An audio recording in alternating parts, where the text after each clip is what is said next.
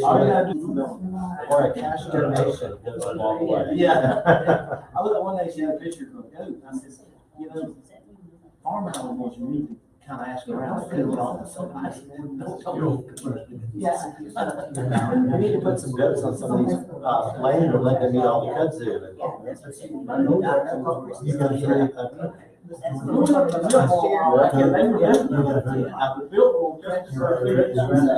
Looks like somebody had goats for rent. That you have I call to order the Rutherfordton County Council, this May the 3rd, 2023. Thank everyone for being here. Now, first order of business, would you please stand towards me and I pledge allegiance. I pledge allegiance to the flag of the United States of America and to the republic for which it stands, one nation, under God, indivisible, with liberty and justice for all. You may be seated. Our first order of business is citizen concerns and comments. Anyone signed up? No one signed up, so we'll move right along. I thank everyone for joining us here in site, and let the record show it is all council members and staff are present. So we'll move forward. Council, you have in front of you the approval for the agenda, and as a reminder to you, that includes the consent agenda until just the minutes of our last meeting. And I'll entertain a motion at this time or discussion. The agenda be approved. Second. Motion on the floor and a second that the agenda be approved as printed. Any further discussion? All those in favor, raise your right hand. Let the record show it is unanimous, and I thank you. And moving on to, I guess I got the floor now as to the mayor's report and a couple things I want to bring to your attention with their approval of the agenda. Moving forward in that, I have two proclamations that I'd like to bring forth and read just a portion of it. First one, therefore I, Jimmy Nancy, Mayor of the Town of Rutherfordton, do hereby designate the week May 21st to the 27th, 2023 as National Public Work Week.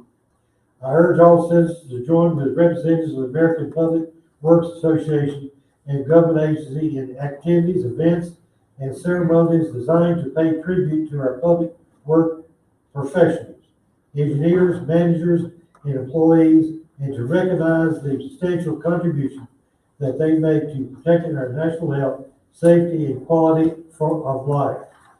And Keith, if you would forward this information on to all of your people and tell them we certainly do appreciate what they do for our community and such professional standards that they place upon the community that your work presents itself. So if you would, congratulations to you and all of your people.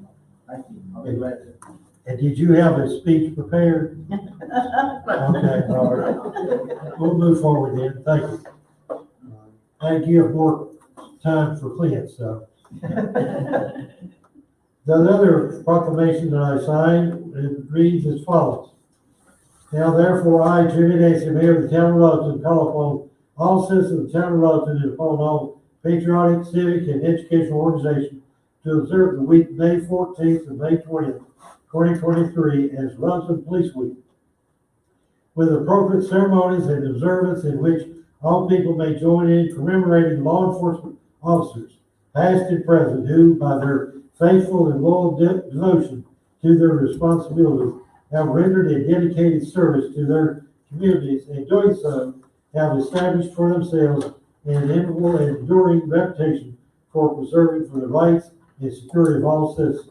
Being witness hereof, I, Jimmy Nancy, Mayor, Town of Rutherfordton, this third day of May, 2023. Clint, I ask you to pass along to all of your excellent staff members of the great work that they do, and we're proud of each and every one of you, and thank you for the professional people and the standards that you set for your organization in our community. So thank you, sir. No, thank you. I'll definitely relay that message, and thank you to the mayor and council for that. Thank you, sir. Also bring to your attention some other items that needs to be brought forward, and especially council members, I urge you to participate whenever possible. First of all, Thursday is Star Wars Day at Norris Library. Join them all day in costume for prizes, crafts, and more. Now, this is not on here, and I want to put it on there, that if any of our council members shows up in costume, they will receive a specific gift from the mayor, okay?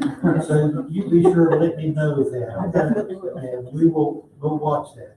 Thank you. Thank you, sir. Also join the Rutherfordton Fire and Rescue from 3 to 5:30 on Thursday, tomorrow afternoon, for a drop-in style open house of Fire Station Number 1 with a rededication ceremony and forward. And Chief, I know you're ready for everybody, and I know you're proud of the complimentary gifts that were put on the walls and everywhere else. But to update, you know, we kidded about this for a long time. I said, I always call it the new firehouse. And now it's 20 plus, I believe. 28 this year. Oh, gosh. Time flies when you're having fun, okay? But it looks great over there, and the work that was done, I know you're proud of it, and you like to show everybody what we do out there. And I know you invite people to come by tomorrow afternoon and see for themselves, and have an opportunity to talk to everybody. Yes. So congratulations to you, sir. Next is Get Your Ducks Now for $5 at Town Hall for the annual Duck Dash Derby on Friday, May the 12th at 7 p.m. Come for the race and stay for the movie Bad Guys. I'm not sure who that's referring to, but it's a great movie. So we're all excited about that. And I encourage, if you have not purchased your ducks, we still have a few left, do we not? We have a few. Jackson almost bought them all. All right, so we do have some ducks left. If you have not purchased your fast duck, you had the fast ones, I understand, are saved till the end, but be sure and purchase those. Next, Saturday, May the 6th is Norris Library Book Sale from 9 until 4. That is always a big occurrence, and I know your board helps out, and you have a lot of volunteers that help out with that, and that's a big venture now. If we could, whoever's in charge of weather this month will make sure that they work with you to make sure that works out fine. Okay? Thank you. Saturday, May the 6th, Rutherfordton Little League Fun Day at the park from 11 a.m. to 3 p.m. Inflatables, face painting, home run derby, raffles to support the Little League, 11 to 3 at Crestview Park. I encourage you to take part of that, and a lot of kids, if kids watching us, families watching us on Facebook, well, it's the perfect time to go to Crestview Park and participate in the Little League. We've been participating this year, and it's quite amazing when all those kids and families get over there in the park. It's usually full, so excited about what they have going on for that day. Now, Doug, I'll look for you if I missed anything. I did a pretty good job. Moving on to presentations, is that you, Doug? Sir. All right.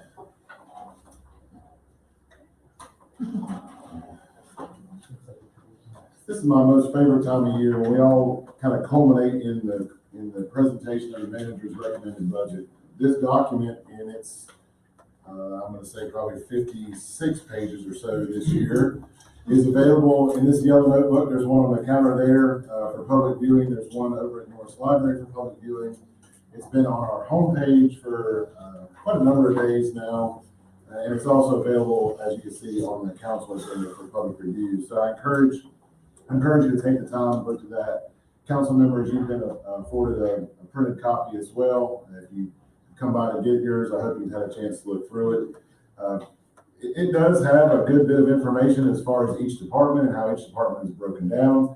But I would encourage everybody, about 2 or 3 pages in is the manager's recommended message. And so it takes all of those numbers. If you're not a numbers person and spreadsheets aren't your thing, the manager's message really takes that into a story of all of the different things that we're up to this coming year, how that means for the tax rebound, what that means for a tax rate, and what that means for different projects and incentives, not incentives, projects and initiatives that we're up to here at Town Hall, and also working with you as a community. So tonight, I do not plan to go through line item by line item and bore you to death with a spreadsheet, but I would like to give you a highlight of some of the activities coming up in the current proposed budget. And so I decided that in prior years in this presentation, I'd wait to the end to talk about taxes, fees, and the costs. But to maybe keep your attention, we put those at the front this year. And so kind of FY24 at a glance, what's that mean for the tax rate? What's that mean for service fees? What's that mean for sewer use fees? We all are very keen on the fact that this year was a tax revaluation year in Rutherford County, and we saw our property values increase at a pretty significant rate. Some people maybe as low as 20%, some people as high as 60 or 70%, but across the board, around 40% here in the town of Rutherfordton and countywide. And so proportionately, we have lowered the tax rate to what's called the revenue neutral tax rate. And so that revenue neutral tax rate would have been 44.7 cents. That would be revenue neutral. And if you'll afford me the rounding of that, that goes up to 45 cents. We'll talk more about how we got to 47 in today's presentation, but the recommended budget is recommending a tax rate of 47 cents. So the current year, prior to the tax revaluation in the current year that we're in, that we're wrapping up, our tax rate was 59 cents. We've got new values, those values went up, and proportionally we're proposing a tax rate much lower than 59 cents at 47. 2 cents of that will go towards a capital reserve. So again, at 45 cents, we would expect to generate proportionally the same amount of revenue that we generated last year, with growth obviously involved in that. And then the extra 2 cents of what we're proposing as a tax rate increase above revenue neutral will be used for a capital facility reserve. Again, we'll talk more about what that means later on in the presentation. On our service fees, our main service fee is our curbside collection rate. And we're proposing to keep that at $10.80, which is the same as it is this year. As most of you know, if you followed our town council meetings, we have been in the midst of an audit of those accounts. And during my manager's presentation later on the agenda, I will go over a full detail of where we are on that audit. But because of that audit, we are not recommending any increase in that fee schedule for this coming year. That will remain at $10.80. On our sewer use fees, we are proposing to increase 3.5%. And so what that means for an average user of 5,000 gallons in the town of Rutherfordton, right now your sewer bill is $51.31. That 3.5% increase would represent a new bill of $53.11. So less than $2 a month for your sewer use fees. We are seeing inflationary pressures in that fund around 7%. And if you look at that fund in general, the fund itself has increased about 7%. We're seeing some additional sales, but we're also seeing additional costs in utilities, especially power, gas, and gas at the pump, and diesel for our backup generators. And so what we have done is try to reduce some of our capital spending this year to augment that, so that we're not proposing a full 7% rate increase to augment that increase from inflationary pressures. So one of the things that we have tried hard to do with our budgets is to ensure that we are aligning our key points, our key action items from our action plan into our budget process. How do we ensure that when we work with the citizens, work with our department heads, and work with the council to set strategic priorities in our action plan, that those strategic priorities are reflected in our most strategic plan each year in our budget? If it really means something to our community, and it truly is a goal of ours, then I say it's when we put our money where our mouth is. And when we say out loud that these are goals of our community working together, how do we ensure that that reflects in our budget? And this budget represents over 20 different items in our action plan from 2023 that we just came together as a community and updated. Most importantly of those, and probably the most expensive of those, is the opening and staffing of Fire Station number 2. But also investing in quality of life projects throughout the community, some reflected in our budget process, but some reflected just in our ability to continue to go after grants and private funding to do this, like the Eric Wells Memorial Shelter. But you can see pictures of some of our bigger fire department projects on the bottom there, a picture of Station 2, And then on the top, a picture of the mini pumper. And to digress in the middle of my presentation, Chief, you've got a little announcement to make for tomorrow, right? Yes, that truck has arrived and is at the station for you to check out. And so obviously picking up the debt service for those key items are critical in this year's budget. So what does that mean for our initiatives across the board? For our team, we are basically a service-based organization. If it wasn't for our team members and the 46 full-time staff that work for this town each and every day, we would not be able to staff those fire trucks, put people in these buildings, and do the services that we need to provide for this community. We are proposing a 3% cost of living increase for our staff. We are also proposing picking up the balance of our library position this year. So this is the final year of one of our library staff positions that was on a grant fund. And so we are proposing to do that. That would put us back to pre-COVID staffing numbers at the library. And we are proposing to hire 2 additional full-time firefighters to staff station number 2. Now, I'll get into that from a revenue perspective in just a minute, because a lot of those dollars for Station 2 come from an increase that we're proposing in our rural fire service district. Again, on the major projects, Fire Station number 2, the completion of 2nd Street Park that our team is working on now, and beginning of Norris Recreation Park, and continuing to improve, grow, and expand Rutherfordton routes. Continuing our housing work, a lot of the work we're doing with our redevelopment commission, from purchasing properties, removing abandoned and blighted homes, bringing new homes back to our community in the infill process in our redevelopment zone, but also our work with both Dogwood and Gateway at Creekside Meadows, and hopefully this coming year at the old middle school campus on Charlotte Road. Continuing to fund events for the community. As we have rebounded from COVID, we continue to add very popular events, and those events require funding. Events like Hilltop Fall Festival, Movies in the Park, different events and programs at Norris Public Library, the continuation and support of FAB, the continuation and support of other summer events throughout the year, again, that we have brought back. As we rebounded from COVID, there's a strong desire to come together as a community and continue to fund those events. And then also, how do we fund our future? I've got a full slide on the capital facilities reserve, but again, we look at where we are as a community. We look at where we are from an action plan standpoint. And one of the most expensive items on that action plan is to see how we can now create a bigger space for our town hall. When we look at this crowd that's here with us tonight, or other crowds that have been with us in the past, when we think back to the COVID days when only one citizen could enter this room during the time when we had social distancing, we really need to look at a better space that allows more flexibility and a greater culmination of residents together for the greater good.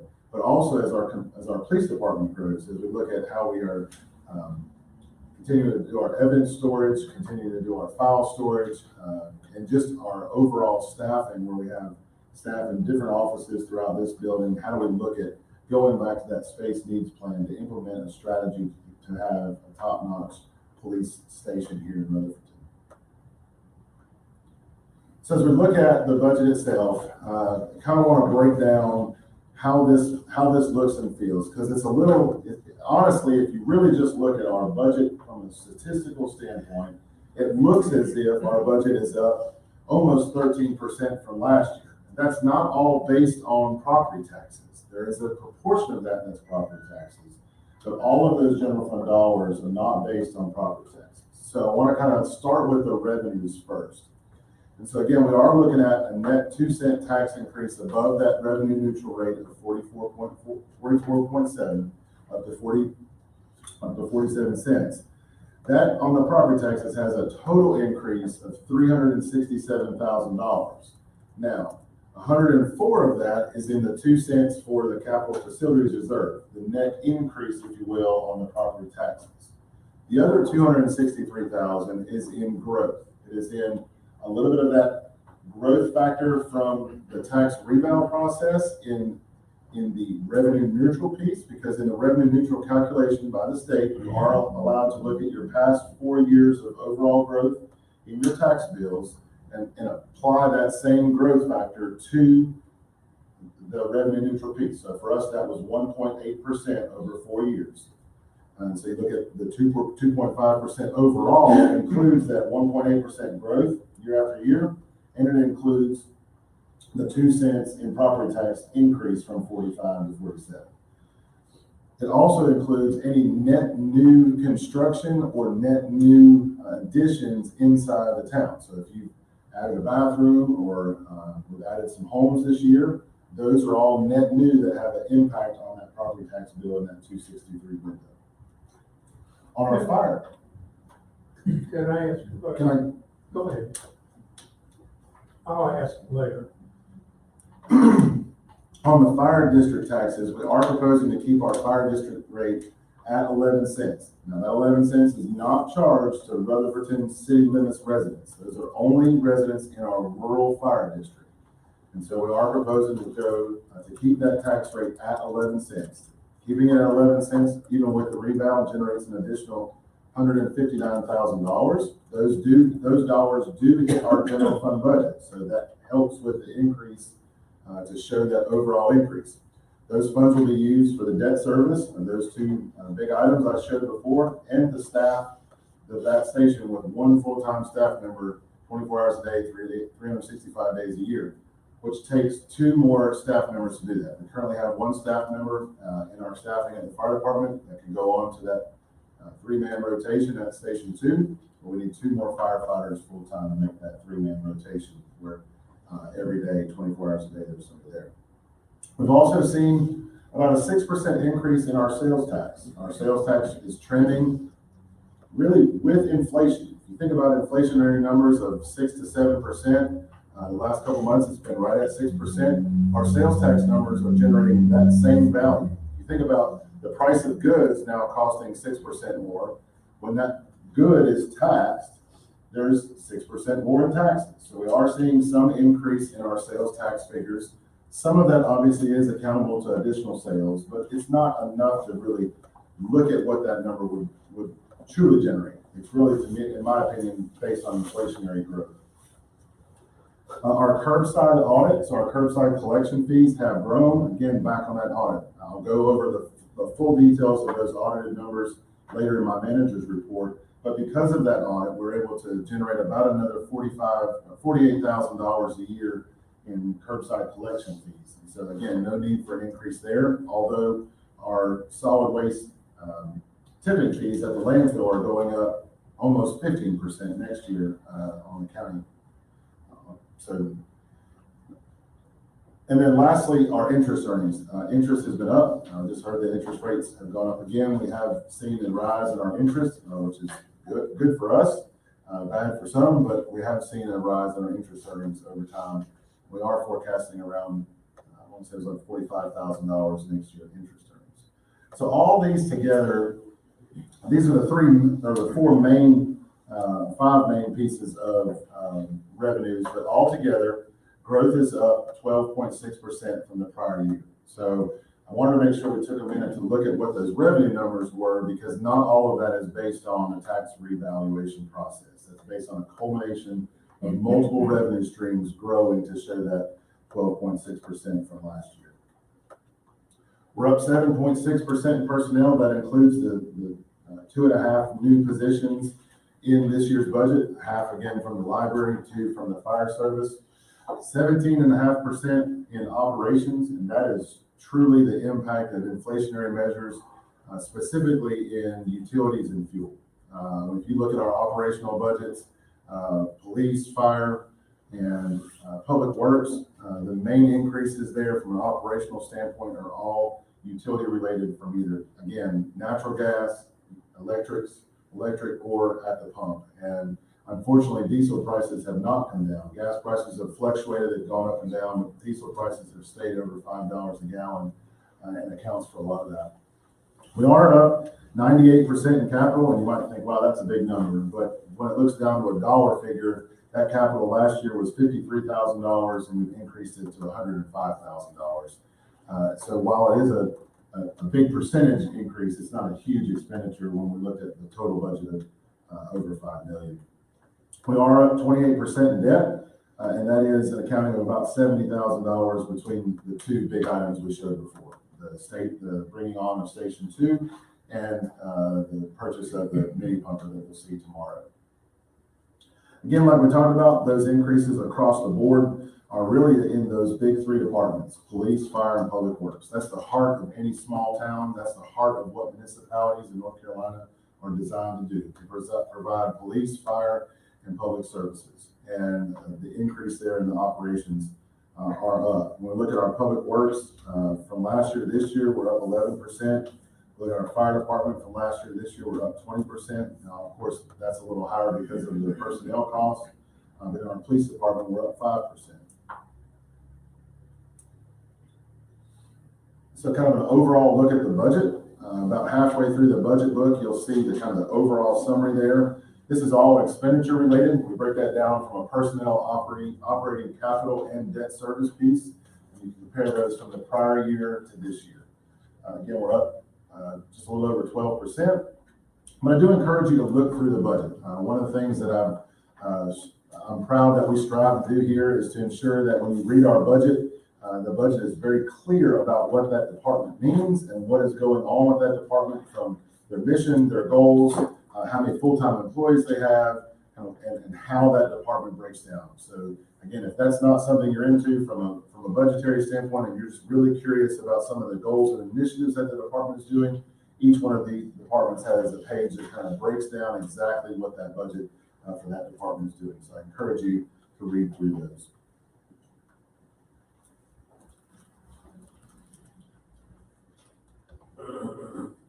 So the biggest piece in my mind in our budget as we move forward beyond the opening of fire station number 2 is how do we fund our future? How do we look at beginning to put aside funds to really look at what it means for a new facility here for our police department, and moreover, a facility that can begin to gather us back together in a new modern town hall, a space that provides gathering spaces for our library programs, for our youth programs. Matter of fact, Sarah corrected me last week. I believe it was last week, there was a program at the library for every age group. And moving forward, it's not just about youth story time. A lot of times when we think about the library, we think about youth story time. Well, now there's a toddler story time. There's also senior programs. There's young adult programs. There's programs for all interests. And when we have those programs, it's great at North's Library. We just don't have the space really big enough augmented to not truly impact the other patrons that are in the library for services. And so how do we continue to balance that need here in the community, but also balance the need for more community gathering spaces for meetings just like this.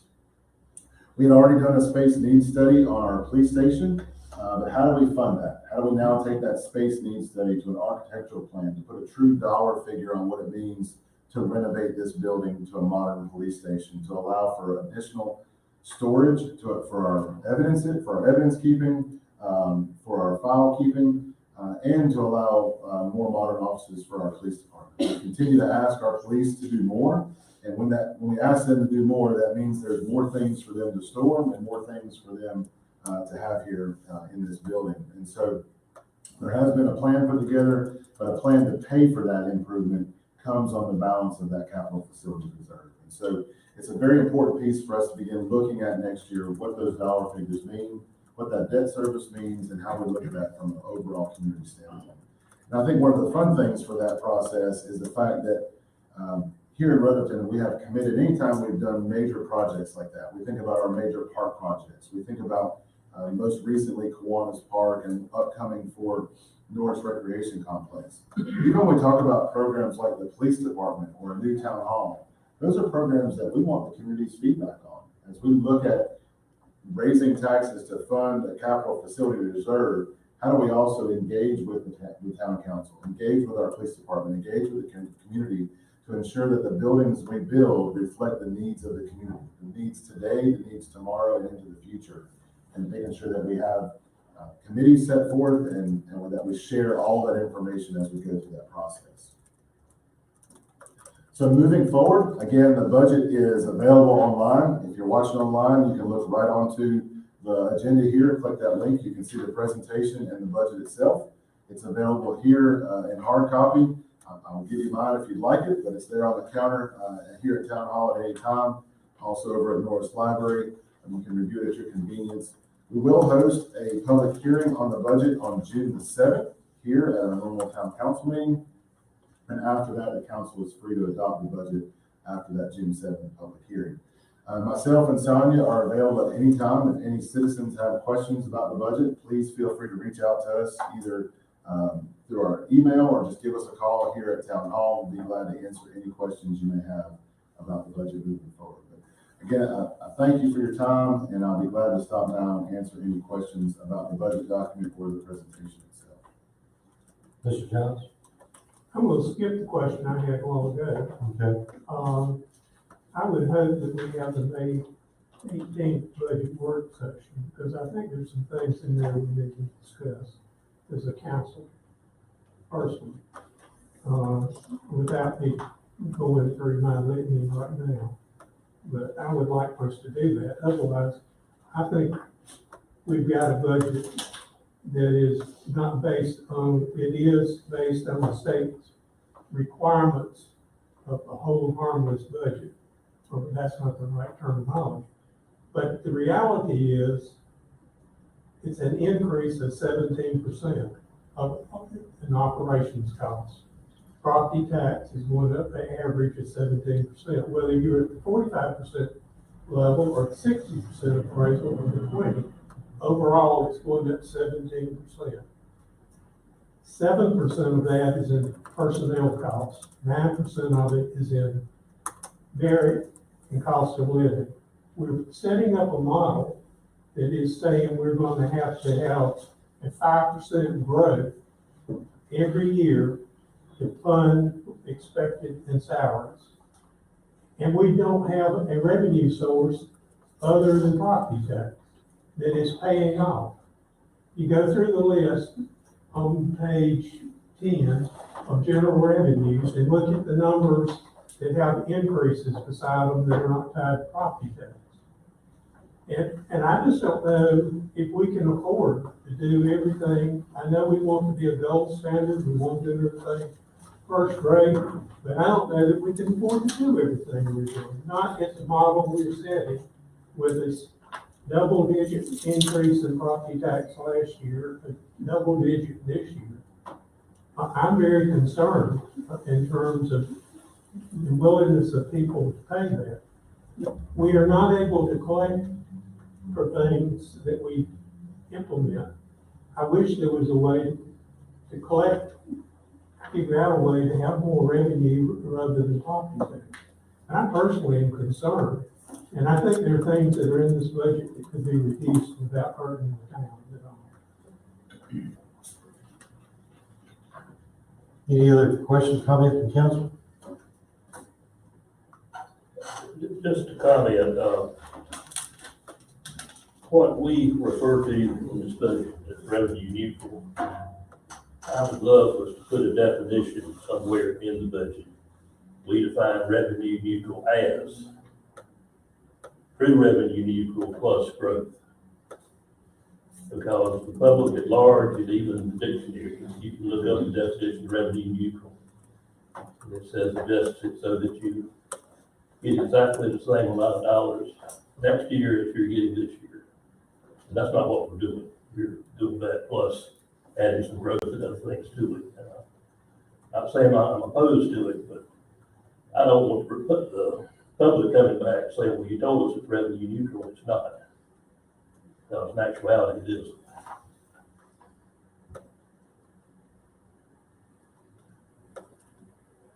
So if you read the manager's message about, second paragraph in, I go over the entire revenue neutral piece and how the revenue neutral piece reflects at the 44.7% rate, and how that also reflects over to the 45 cents for this year at revenue neutral.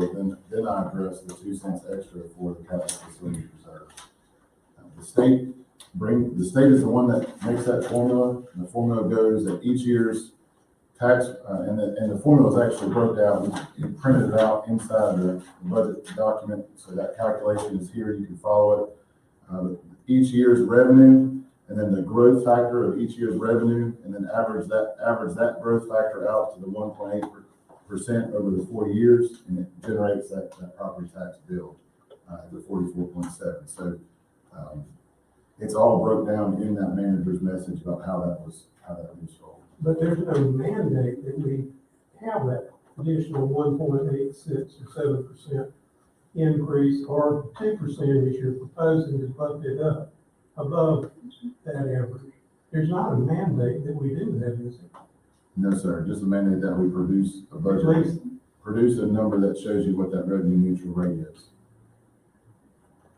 Which would be a number, if there was no tax revaluation going on, that would be the number you would generally expect to receive in revenues at the same tax rate of 59 cents from last year. You said the 47 would be the same as the 59 for last? The 45. 5%. 45 minus the 2 cents for the capital facility reserve. Outside of the fact that this was a tax revaluation year, those funds would be what you would normally expect with no tax rate increase in this current year based on last year's values. So in essence, nothing's going to really change. It will change. So in essence, overall, from a revenue neutral, it tries to provide the closest property tax bill for all properties on average. Again, not all properties are the same. There's 4,000 properties inside the city limits of Rutherfordton. One person's property might have gone up 10%, might have gone down 5%. Somebody else's might have gone up 60%. And so, yes, each individual property is going to be different. The goal of revenue neutral calculation is to try to get, on average, all properties as close as possible to last year's bill. Now, again, with such a large increase on the tax revaluation process and such a large spread across the board, because even commercial properties didn't go up at the same rate as residential properties. So with such a large spread, it's hard to look every person in the eye and say your bill is as close to possible as last year's, because it's a two-piece calculation.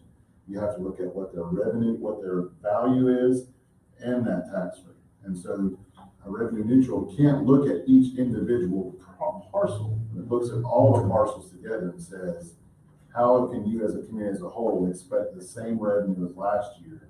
And what does that tax rate look like? And that tax rate, when generated, comes up to 44.7 cents. We've rounded it to 45 for our calculations. At 45 cents, the budget balances. The extra 2 cents would go to that capital facilities reserve.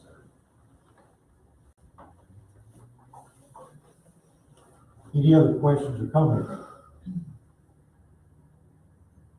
make a motion, we have a work session on the 18th. There's a motion on the floor for a workshop on It's what getting date? already scheduled for the 18th. 18th? Okay. All right. Is there a second? There's a second. Any further discussion? All those in favor, raise your right hand. Let the record show it is unanimous, and that will be on the 18th. I think we said 4 to 8, Okay. because our other site works out.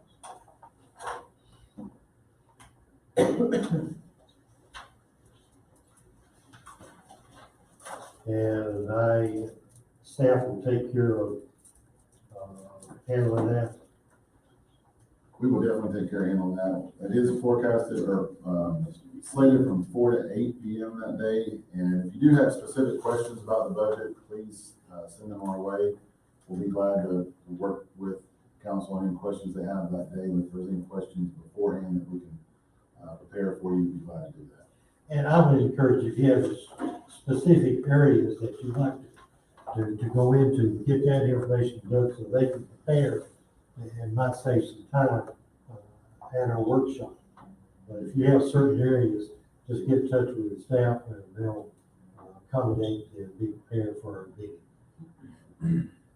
Any further discussion from council or staff? staff, any questions you may have, you clear as to what we're doing.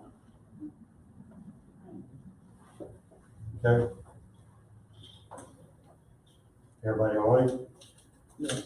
Okay. Moving on to old business, is that correct? Yes, sir. Social district. I don't even know where to start, honestly. So, this last month, we have drafted, ordinance 2023, which addresses the social district. The ordinance addresses the facilities and operations plan that we looked at last month. I know there were some questions last month about specifically like open container and different things inside the social district that would pertain to already in place state law. And so instead of trying to duplicate state law in our ordinance, Magnolia has drafted for you a FAQ. And we've said from the beginning that we want to have a really nice FAQ that can be given out to all of our establishments, be given out to anybody that participates in the social district, make it super easy for somebody that's serving behind the bar or walking into a restaurant from out of town, coming into town, to ask a few questions, say, hey, how does this operate? And so on the top, it kind of tells you what the district is, how that district operates, and goes through how you should look at the rules of consumption on the bottom. Again, very simplistic, easy to read, and on the back, it's got a picture of the district where you can go. And so these FAQs are really going to be what we use as outreach to all of our businesses, all of our residents, anybody coming inside the district to be served. And in here, we made it very clear that, that you cannot bring your cup home with you, that you cannot bring in your vehicle, that is an open container. But we did not feel like it was worth trying to recreate state law inside of our ordinance to avoid any type of legal challenges to our ordinance when it comes to the enforcement of that from the court side. So the ordinance really goes through all of the legalese that we've talked about before on the maintenance and operations plan. The biggest things are obviously the map itself, and then the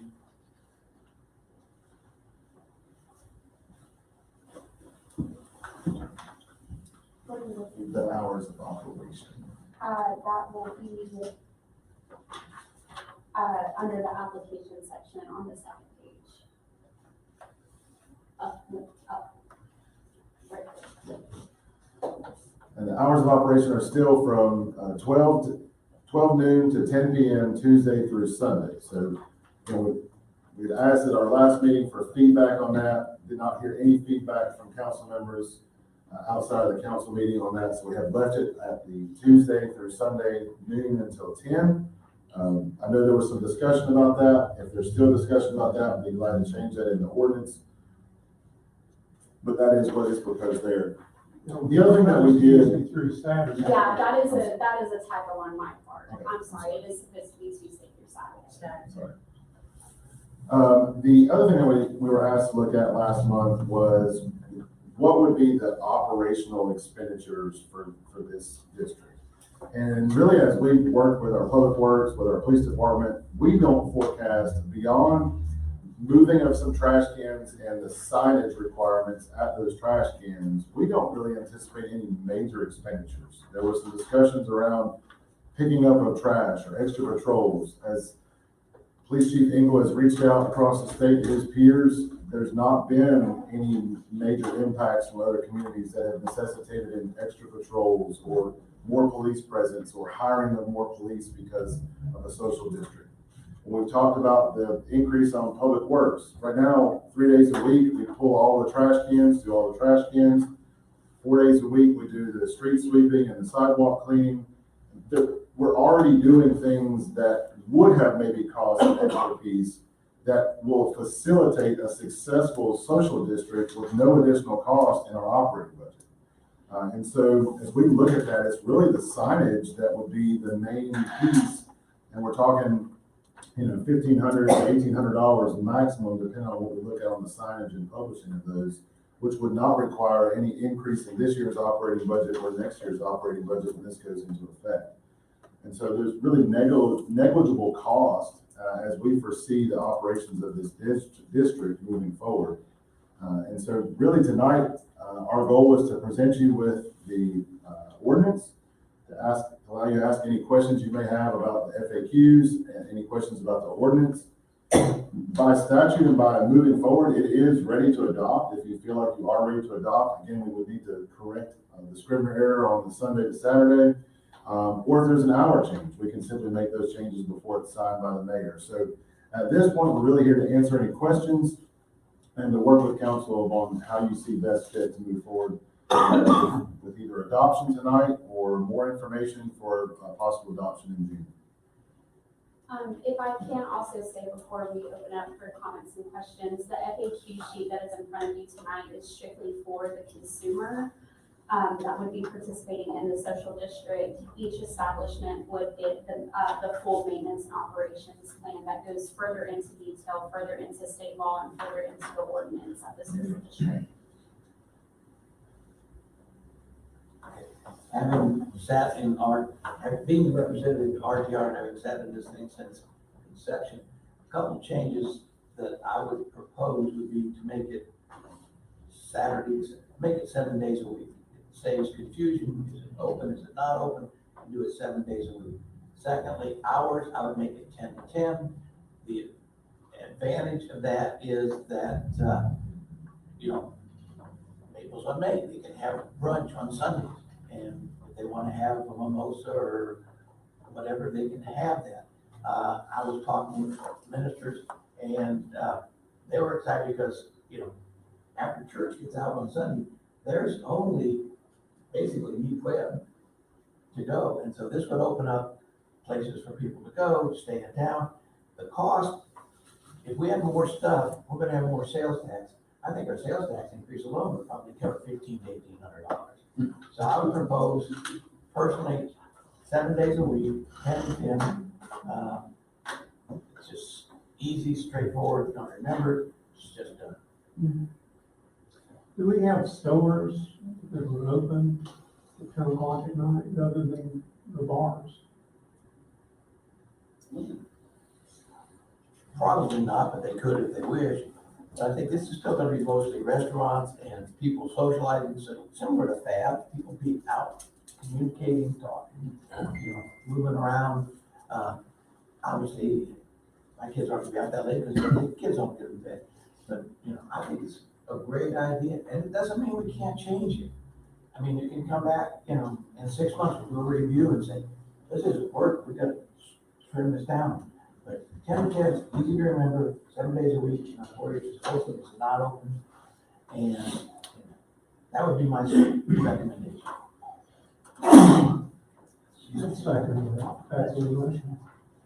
I make a motion that we change it 7 days a week, 10 to 10, and then it's ready to vote. Well, if there are stores, that gives them opportunity to increase their hours, if they so desire. Would you be a help for them, don't you? I noticed that Flyboys are here, but I understand they're gonna be moving. Is there any other businesses gonna come in that place? So they officially moved as of, I guess, Last Friday. last Friday. I think Saturday was their last hurrah in that location. But we have been talking with the building owner. We see this as an opportunity to fix that building up a little bit, but we are very excited to have another restaurant be in that location.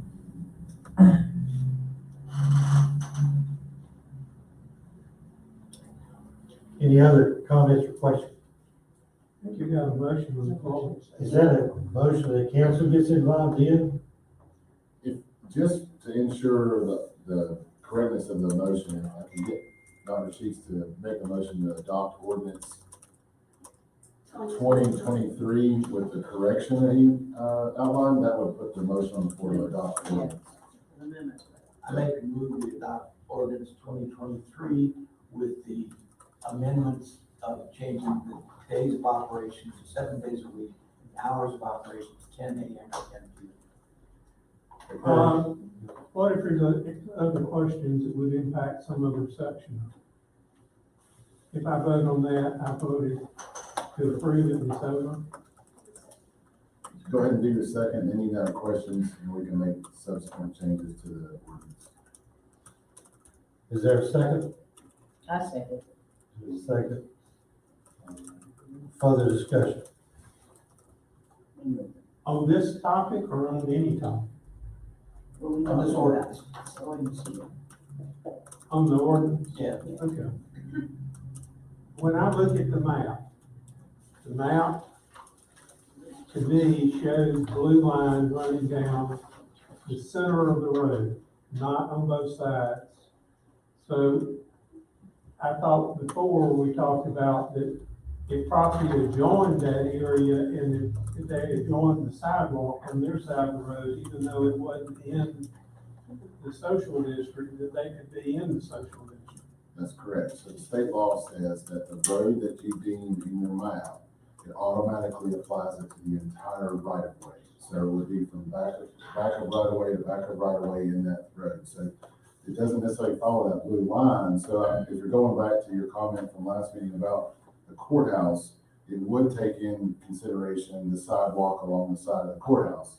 We did look at that. There are no sidewalks on this side of that road. The sidewalks are actually on the courthouse side of that property. With the removal of the legal grounds property, there are no sidewalks on this side of Second Street. So it'd be very dangerous for somebody to be in the social district and not be on a sidewalk. And so that's why we left the recommendation to keep where there are pedestrian safety areas and sidewalks to do that.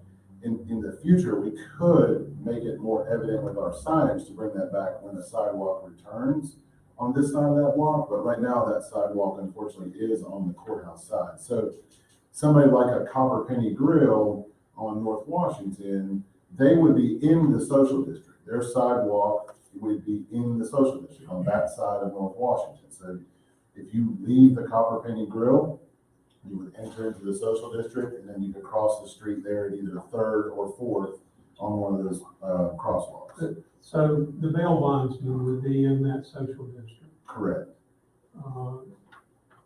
Anybody that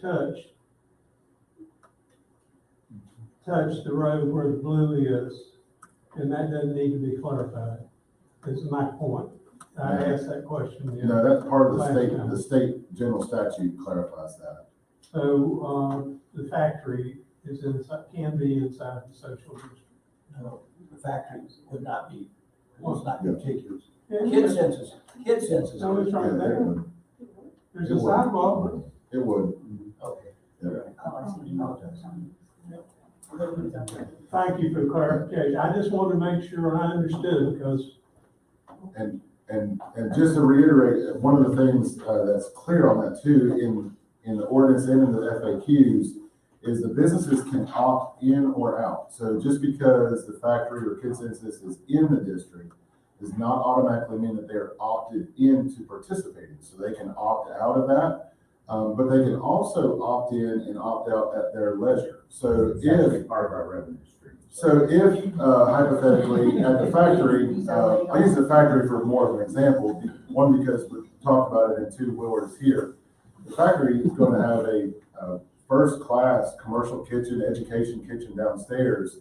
If, say, maybe once a year, they choose to opt in and have a special event where they have an adult cooking class or an adult date night there at the factory as a fundraiser or a gala, they can opt in for that night and allow people to participate in the social district and opt out for every other time that the museum would be in operation. So it gives the business flexibility to opt in or opt out. It doesn't require them to opt in or opt out. With the caveat, they have to come in and out of the front door. If you go out the back, they're out in the social district. No, they'd be in, as long as they stay on Tom Street. The street down below? Yes, sir, on North Tom Street.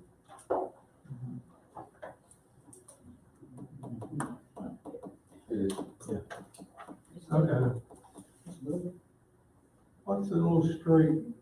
It's not marked. Taylor. Okay, sorry. And what we will do to make this more clear, we try to make this as clear as possible for this. This is an overlay on Google Maps. So when we share this out on our social media as a link, when we share it in the FAQ, you can actually zoom in on that overlay layer and you can get down to the minute detail of what the business is, where it is. This is just for printing purposes for you here tonight, but this is an interactive overlay layer on Google Maps. So you'll be able to zoom in and see those minute details of this, of the current boundaries. And I'll make sure to include a QR code on the FAQs that somebody can scan it with their phone and the boundary will pop right up. Just a question for my clarification. This in no way affects a person who's already selling alcoholic beverages' ability to continue selling them, or allow someone who's not selling them now to start selling them based on this letter. Is that correct? That's correct, as long as they are abiding by their current ABC license. The comment was made earlier, well, with this, someone knows what I'm saying. Well, if they have a license, they already can. Correct. This has nothing to do with that. And we already, in line with Dr. Sheets' comment or edit to the, district to go to 10 o'clock, we already have the ability, the council voted a couple months ago, or I guess in the last year, to go to the brunch bill to allow for 10 o'clock sales on Sunday. So that would be for anybody in or outside the social district.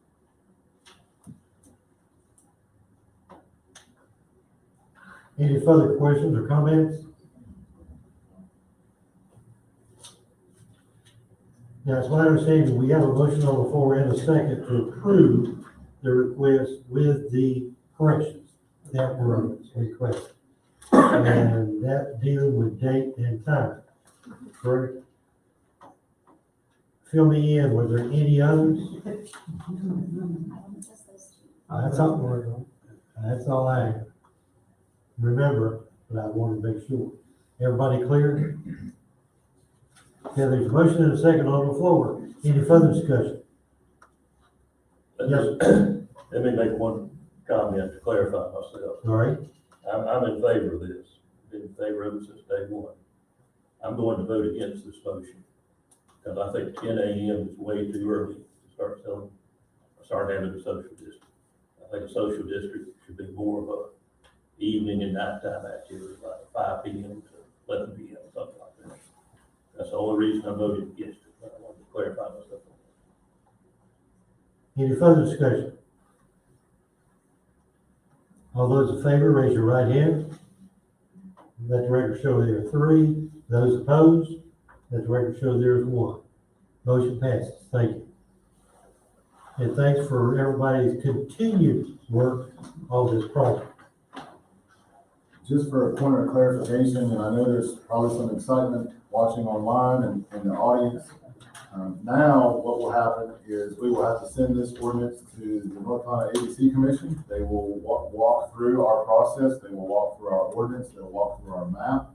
They will walk through our maintenance and operations plan, and they will give us a green light to begin the application process. So this is not a fast turnaround. We don't have a timeline for that. And watching the North Carolina Managers Listserv and the Main Street Listserv, that's taken maybe 60 days or so to get through that process. So as soon as we have more detail about when we can begin taking applications, obviously we'll let council know, we'll let the community know. We'll work with RTR and their outreach to do some education to our ABC holders and those that would be interested, and begin the application process. So I want everybody to know that tomorrow is not the day to go out and start trying to use the social district.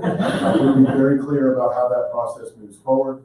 But we will begin that implementation process starting tomorrow and anticipate, I would say more than likely, probably July or so before everything is up and running and we're able to work that application process through all of our ABC holders. And we kind of put it on our calendar to bring council up to date as to where we stand, if there is standing. Absolutely. So, and we just kind of keep everybody on track and then everybody else on track with the process. Okay. Before we move on to the next item of new business, any further discussion on anything that I've missed? Hearing none, I'm confident to move on. New business, ordinance, fire station number 2. Ordinance number 1923 establishes a project fund for fire station number 2. So as we move closer to the end of the fiscal year, that project will span into next year. And in order to appropriately account for our debt service and to account for the grant from the state, we'd like to set up a project fund. Even though it won't last hopefully the entire year, it will last the life of the project and span into fiscal years. So allow us to keep that project open and operating throughout our audit season. As you can see, there is on the top, the expenditures for the professional services and the construction, $1,055,000. And on the bottom, in grants, $575,000, $400,000 in debt service, and the $80,000 transfer from the other fund. If you remember, that's the $80,000 from the ARP fund if we need it in that contingency. On the top, on the grants, we got $500,000 from the state of North Carolina in a direct allocation in last year's budget. There's a $25,000 grant from NCDOT for the rural fire station for the driveways, and then a $50,000 payment from Trine International Equestrian Center that we negotiated as a part of that wrap-up economic development incentive from last year. And so that's the revenue sources on the project and the expenditure on the top. So I'll stop, and if there's anything that Sonia wants to add to that, or any questions you may have about the project itself. I'll just mention that we did complete our interim audit during the month of April, and when the auditors were here, I asked them how we should handle this, since the state mandates that the $500,000 grant be put in a separate fund. And I was under the impression that then the expenses needed to be expensed out of that fund, but she advised me to then set up yet another fund for the project, since it will span 2 fiscal years, and that you can transfer out of that fund with that grant money into the project fund to cover the expenses to be paid out of the project fund. The only grant that you're not allowed to do that with is opioid settlement money, but our county is handling that. That's not something that's being handled in-house. So that was the need in doing this. I know it's already under construction and what have you, but she said as long as we got it done before the end of the fiscal year and I can allocate things the way it should be, then no problems. Fiscal year this year or fiscal year next year? Fiscal year this year. Because we're already making payments on the construction. Any further comments or questions, council? Move we adopt ordinance 1943. Motion on the floor and second, we adopt the ordinance. Any further discussion? All those in favor, raise your right hand. Let the record show it is unanimous, and I thank you. Thank you. Moving on to item B, ordinance 21-23. Budget amendment. Okay, this one is pretty simple, Todd. So,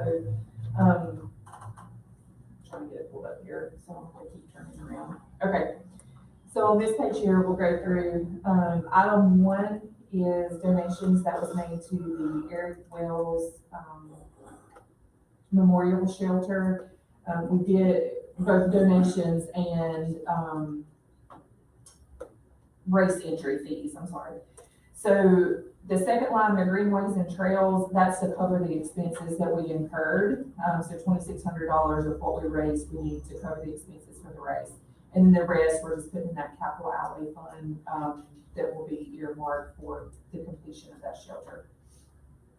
Item 2 was a private donation to benefit the Butch Mountain Memorial Garden in Main Street Park, so recognizing those funds. Item 3 is you guys had approved for us to use ARP funds for the renovation of Fire Station 1, and I believe it was like $98,000 is what we had kind of earmarked. We only need $41,070, so this is just that actual transfer.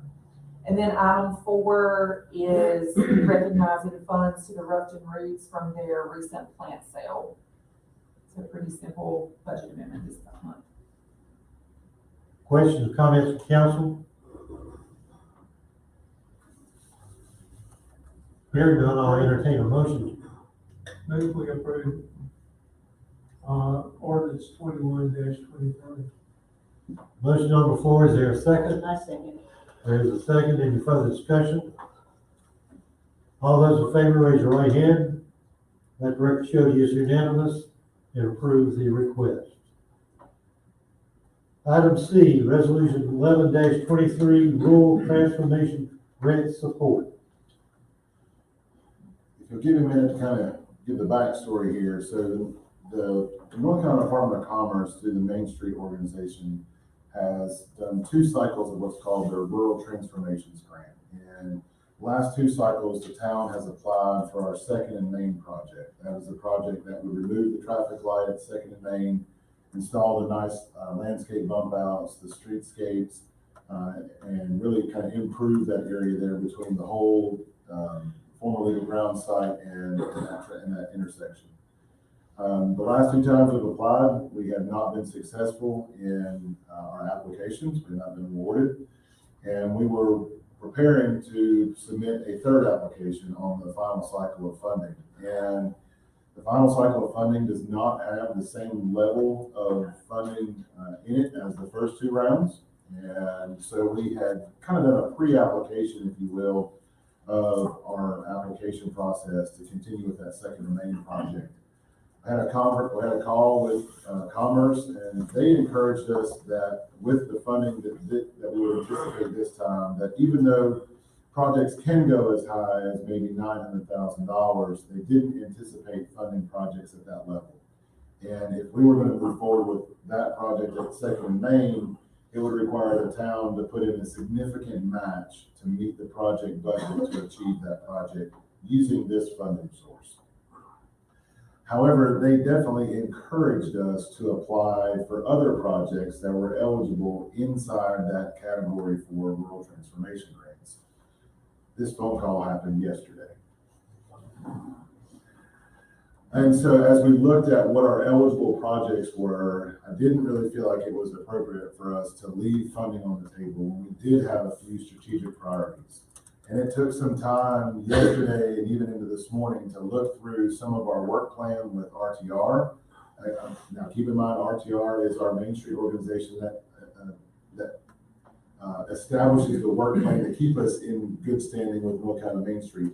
And so that is one of the ways that we're able to apply for a grant like this is in partnership with RTR. Their latest work plan looks at how do we support small businesses? How do we come alongside small businesses and meet them where their needs are? And whether that's small business grants for historic preservation, grants for hiring new employees, grants for purchasing new equipment, or making beautification and improvements to their retail space or facade grants. And then secondarily, looking into some of the items in our action plan that are not funded in this year's budget is how do we look at the recruitment and retention of a new grocery store here in Rutherfordton. That was one of the things that came up in our action plan process with now just having one grocery store.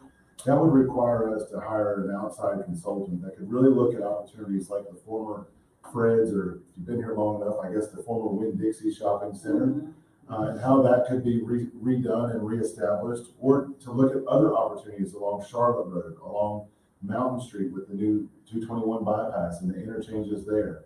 And how do we look at maybe reestablishing a new commercial corridor and having a consultant help us look at how to bring a grocer to our area.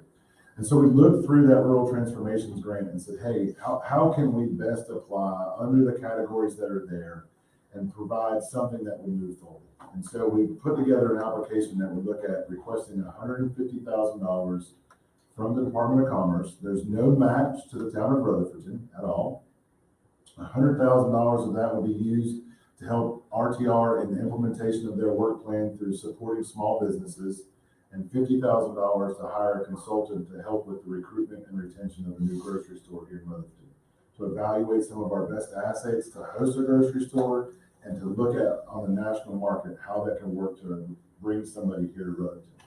So it's a great opportunity for us to partner with RTR to help them foster their work plan and to look at ways that we may not have traditionally been able to fund some of the things in our action plan through the use of some state funds. And so we put together that budget, we put together that grant. The final component of that is that we need your support. We need to ensure that council approves us to the resolution of support here to apply for those funds and to move forward with Commerce in that application process. I do anticipate that this will be the last and final funding cycle for those funds. And so I was pleased that we're able to look through the plans we had in place with our partners at RTR and the plans that we had in place with our action plan to find an opportunity for us to not leave money on the table to find a way to help improve the town of Rutherfordton. So with that, I'll stop. It's something I've been working on most of the day today. I'd be glad to answer any questions you have about the grant, the application, or the resolution of support. Question or comment? Move we approve resolution 11-23.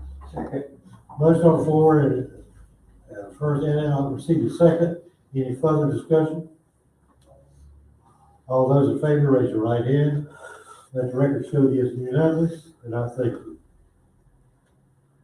Moving on to item D, financial policy. So one of the things that every year as we work through our audit process, our auditors kind of work through things that maybe don't show up in our audit, don't show up as any type of significant findings, but they try to advise us of ways that we can better the town of Rutherfordton through our financial management. How are ways that will continue to improve the strength and resilience of the town, and to ensure that there's no financial errors on anything that happens inside our operations. One of those things that got recommended in last year's audit was for the town to draft a set of financial policies. There's a lot of things that we do either by procedure or by state law, but none of that is really drafted into a holistic policy for the town's operations. And so over the last probably 2 months or so, as we've gone through our budget cycle, Sonia and I have been working together to look at a policy that could serve as our financial policy for the town. To take the things that we're doing now internally, the internal controls that we have in place from a procedure standpoint, and put those into a written policy as a forward-facing document for both the community, for our auditors, and for anything that would happen inside the town, for anyone to look at. And so tonight we've got a draft policy. We're not asking for you to adopt that tonight. What we would ask is that we try to adopt that at our next meeting in this fiscal year. So as they go through our audit, at the close of our fiscal year, we can say that we adopted a financial policy this year. And so we would just ask that you take that as information, review it over the next month, give us some feedback, give us things that maybe you see from your professional careers or your working relationship with the town or your time on council that maybe we missed, or maybe you'd like to see tightened up or done a different way. A lot of these are really state law that we've brought down to a policy level just to ensure that our staff are doing things from an internal controls measure. But again, we love your feedback. We're not asking for a vote tonight. We want you to take some time to read through this and give us your thoughts and comments. I would also say that next year, one of the things that we want to do is in the coming fiscal year is to put together a utilities policy, to look at how we take on accounts, how we set up accounts, how we apply deposits to accounts, how we adjust accounts, when we have leak adjustments, how we take tap fees, how we do reimbursements from a deposit when somebody leaves, and how we operate our utility fund from billing from setup to end of account. So that would be something that we'll be working with Broad River Water Authority and making sure that we don't have a policy that doesn't do anything that they're not doing now, but to ensure that we're looking at how we operate our utility fund under the same model. So that'd be something we're looking at for next year. Sonia, anything you want to add to the financial policy for this year? No, I mean, it really doesn't change the way we're doing business at all.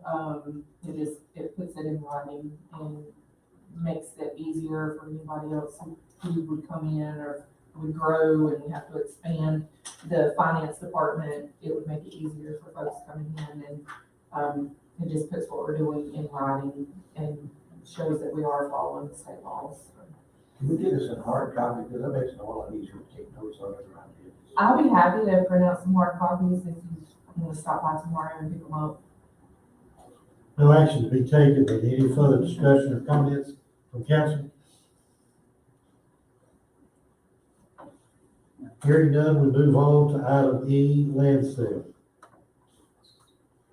If you'll remember, about a year ago, we were approached by a neighboring property owner for a small piece of property that the town owns on Edward Street Extension. It's about a little over half an acre site there. That was the site of a former sewer pump station that has since been abandoned. We do have a sewer line on the top corner of the property, and the property owner had asked if the town would be willing to sell the property to the neighboring property owner. we had asked that if that did move forward, that it, at their cost, that they would do a new plat of the property to have it surveyed and to survey out the needed right of way and easement for the sewer line that remains. They have since done that. It took a little longer than we thought, and so they've come back with that new survey. We did agree on a price of $1,000 as the starting price. Obviously, that would be subject to public notice, public upset bid procedures, and public notice and public upset procedures. But for a price of $1,000. Before we move forward on that, I wanted to bring that back to council it's been so long since we've talked about that. Wanted to bring that back, see if you have any questions or any apprehension of us starting that process that would require the public notice, the public upset procedures, and then the council would still have to vote at their next meeting for the formal sale of that property after those procedures. So there's no action you need tonight, just a confirmation of support. Correct. Yes, sir. Just a question, when I look at that, you've got a white line that looks like a property line that sort of divides that property like 60-40 with a little triangle, come on down, that white line you just passed.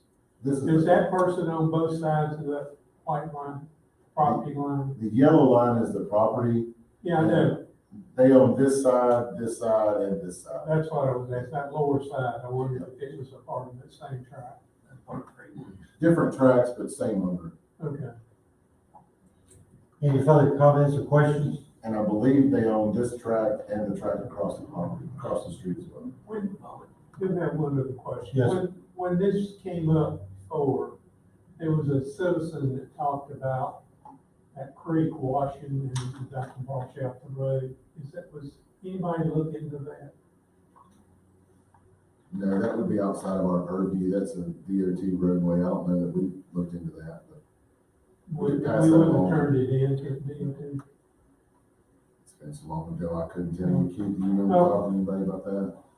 No, I mean, first of all, when they come to me, all I have to do, I got a number I can call. Well, and I just wondered, since that was brought up when we discussed this the last time, We can follow back up with DOT. It's been so long, I have to go back and look at my notes, but I don't remember anything there. And I don't remember any issues with that road, but we can go back and follow back up with it. There was some potholes there and I called and they fixed them. well, this had to do with that creek, what the pipe going under the road was washing out on that upper side. That's what I remember. And it doesn't have any change my position on that. It just, it's a question that came up. Section. Okay, it sounds like council is affirmative on that. Moving on to town manager report.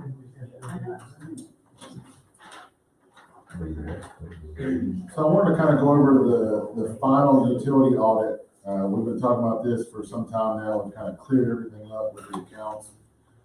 Initially in our audit, we revealed 360 accounts that had not been set up correctly, 33 inactive accounts, and 125 accounts that needed more attention. And when we really went back and looked at those accounts, when I say accounts at that point of the initial time, those were address pieces. So those were service address pieces for our curbside collection. This started with an audit to look at all of our trash and recycle collections. And so those are really addresses that we had at those times. After working with Rutherfordton Water Authority, who does our account billing, and our team at Public Works, I want to give a big thank you to Maddie Summers and to Keith and to Sam and Kevin, and then also our two route drivers, Brian and Brian. And thank them for their work on this because they spent an exorbitant amount of their time making sure that all these accounts were correct. And so in looking at that, what we found is that in some instances where we had addresses, people might have had trash cans on two roadways, two addresses, but it was the same property. A good example of that, and the best example I can think of right off the top of my head, would be the county administrative building. They've got trash cans on 5th Street and they've got trash cans on North Washington. And so that might have generated two different accounts in our first audit that were address points, but it's truly one account in the software at Broad River Water Authority. And so at the end of the day, we have found 348 new accounts. As we've gone through all of those numbers on the address, there's 348 new accounts that we had not been billing for previously on the curbside collection. Now, those accounts have multiple cans. And so, again, back to that same adage, that account doesn't just mean one stop or one can at those addresses. A lot of those accounts have multiple cans. Some of them have 3, 4, 5, 6, 7 cans in some instances under that one account. And so when we look at that, the net increase of those 348 accounts increases at $4,332 a month. And again, that's because some of those accounts have multiple cans on them and not just one can. On the sewer side, we were able to find 34 new accounts. A lot of that was, again, on the help of Keith, our public works team going out, cameraing some lines, validating where sewer taps were and weren't. And so I want to give them a big thank you for doing that. On those accounts, those are a little harder to generate a full number on because those are all service-based accounts that have a volumetric charge to them. So if we just look at what those accounts mean on a standard average, that would be around $1,700 a month. So if we look at 5,000 gallons a month for a kind of a standard account, that would be about $1,700 a month for those two accounts. So again, I want to give everybody that's been working on this audit a big thank you. I do apologize that we found this much. We knew that we may have some things that we would find. We never dreamed that we would have these many accounts that were set up incorrectly. We have worked very closely with Broad River Water Authority to ensure that as accounts are set up, any new accounts or accounts that move in or out are set up correctly.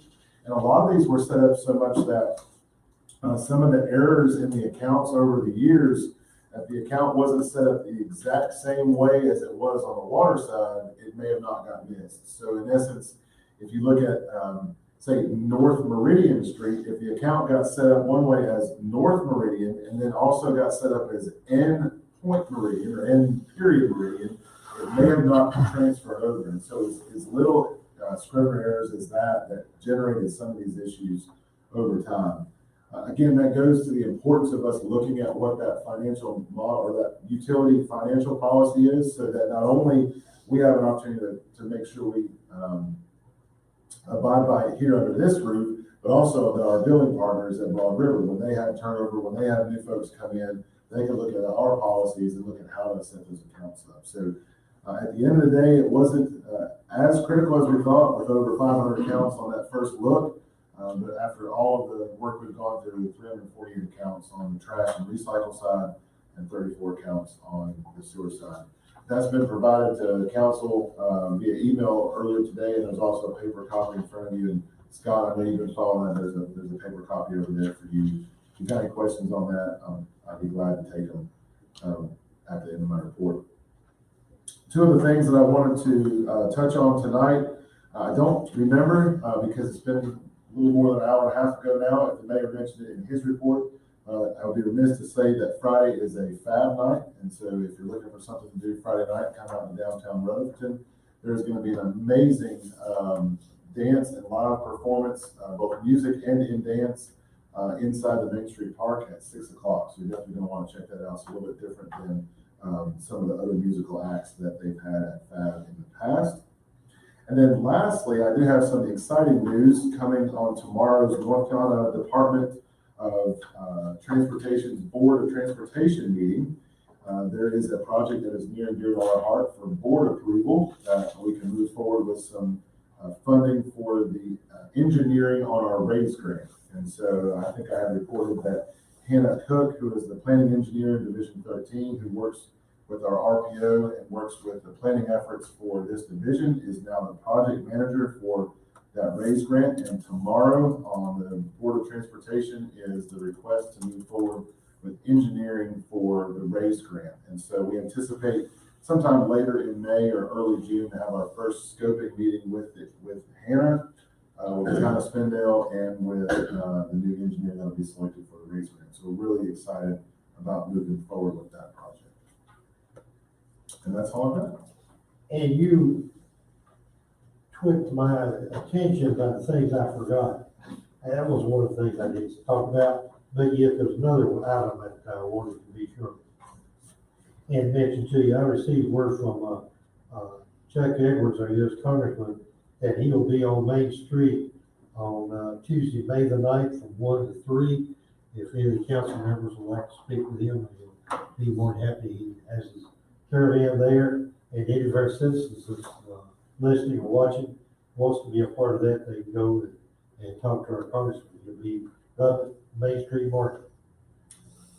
I do have one more thing. Mayor, if you can join me up front, stretch your legs real quick. What's that other again? Maybe. Tuesday, wherever they do. We always do these independently, but gosh, we always say we're one town, one team, so we'll do them together. Keith and Clint, if you guys will come up real quick. Keith, I think you're running out of wall space with that new building. But every year, the National Public Works Association commissions a poster to go along with their theme for the year. This is connecting the world, and so every year we've had a poster bought and framed to hang up inside the Public Works office, just to show how important our Public Works team is to the town and everything that they do. So Keith, I just want to say thank you. Appreciate it. Congratulations. Let's do a picture.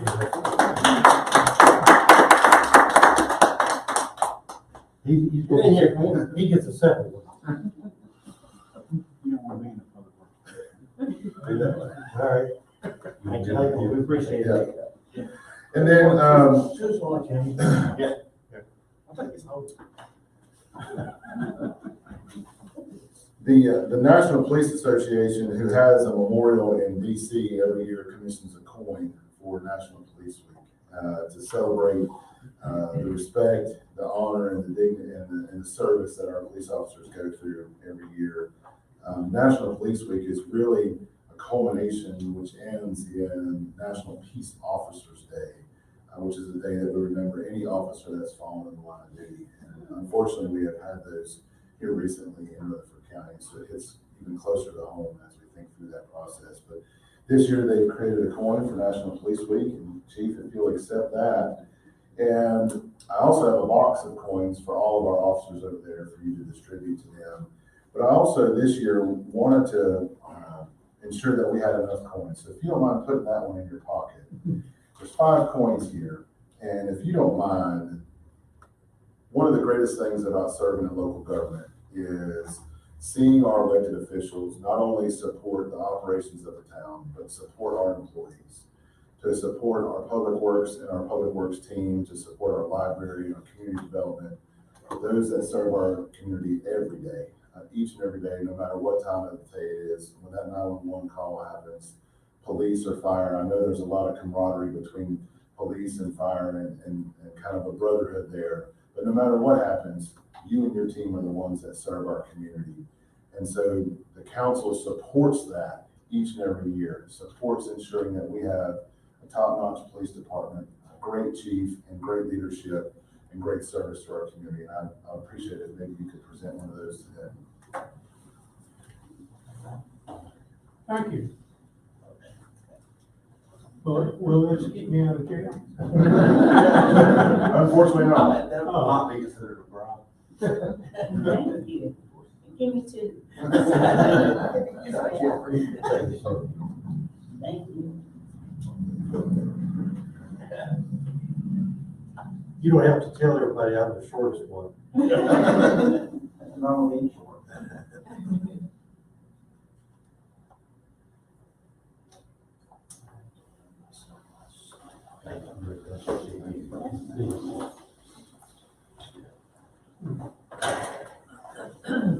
Thank you. Yes, Chief. You're sitting down on the edge. I'm getting old. I hit 40. Doug, are you finished with your report? We'll move on to department and committee reports. Remember, that's for information only. We have provided a paper copy of those for council in front of you, so you have the department reports. Those are available there. At the back of the department reports are the financial reports for all departments for each month as normal.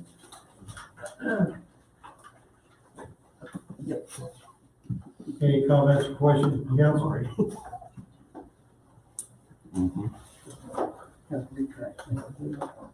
Moving on. I understand we do have a request for closed session, and that reason being that attorney, Under attorney-client privilege. I entertain a motion to go into closed session. So moved. There's a motion and a second. All those in favor, raise your right hand. We'll adjourn for, I'll give you about a 5-minute break.